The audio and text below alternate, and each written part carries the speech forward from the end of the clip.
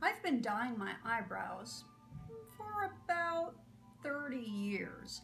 The whole time I was dyeing my hair red, well, I had to dye my eyebrows red to match, of course. And yes, I did dye everything else. It can be done. If you choose to dye everything else so that everything matches, just, just the front, because we're not doing a video on that. Anyway, get your hair out of the way. You don't want that dropping into the eyebrows. We're going to start out with something that's going to keep the dye from adhering to the skin. So we're just going to smear that on. Don't worry if it gets on the eyebrows. The dye will penetrate. We're just protecting that skin, otherwise you end up with clown face. There are eyebrow dyes on the market. Like I said, I've been doing this for 30 years and I just use my hair dye. So if you want to use the dyes that are commercially available that are made specifically for eyebrows, hey, awesome. Let me know how it works. I have yet to try any of them. I've just been doing it the same way forever.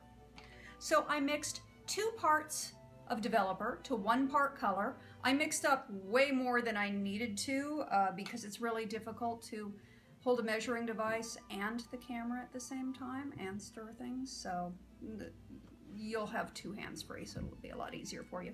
Anyway, just mix that up and we're going to very, very carefully apply that to the eyebrows. And what's awesome about this is these little tiny hairs out here that you can't see anymore are suddenly going to become visible. So I won't have to draw them in as much.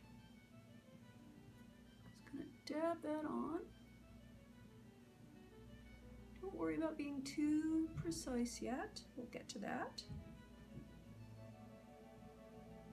Get all those little hairs covered.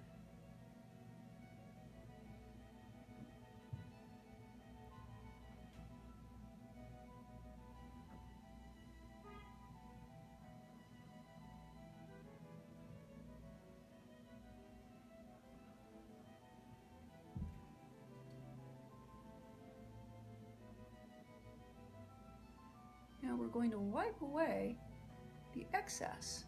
So just in the exact same way, the shape that I draw my eyebrows in every single day, that's going to be the shape that I create with my trusty little Q-tips. Smear that away. Smear that away. Oh, got a little too much there. I'm doing this actually in a mirror right here, and I've got a magnifying mirror, of course. So my perspective is a little off. Usually when I do this, I'm getting right up in the mirror so I can see very well, but for video purposes, I can barely see anything. So I'm kind of groping my way. Not worrying about getting that too much there. I've got a little too much off here. Let's put some back. Get my brush. Fill that in.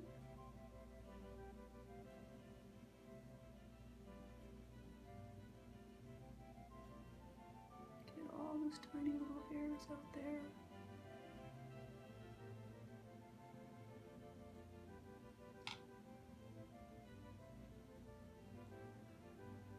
Very carefully take away what I don't want.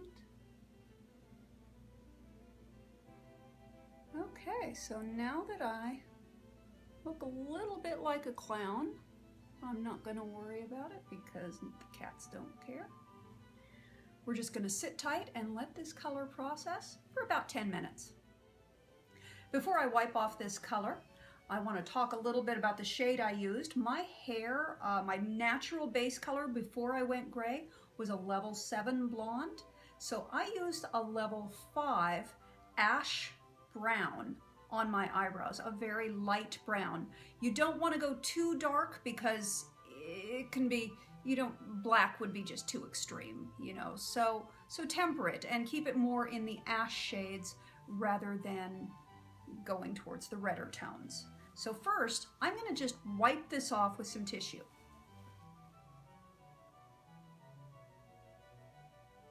You can see the Repel did a great job of protecting my skin. Just a little bit, then I'm gonna go wash my face. And the next eyebrow.